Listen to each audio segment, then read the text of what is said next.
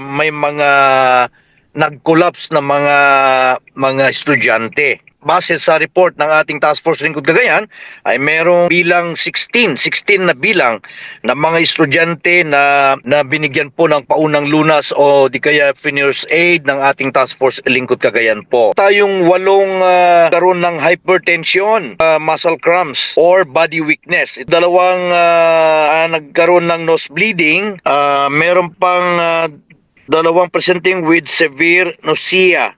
Nagsuka nga po. At mayroong isang dizziness or nahilo lang po na estudyante. Kaya ang kabuuan po ay mayroong 16 na estudyante na kung saan ay inisa-isa or dinala po sa pinakamalapit na hospital at tinurn over nga po sa Cagayan Valley Medical Center or CVMC. At doon po nagkaroon po ng assessment and definitive clinical management po dyan sa CVMC po, ma'am.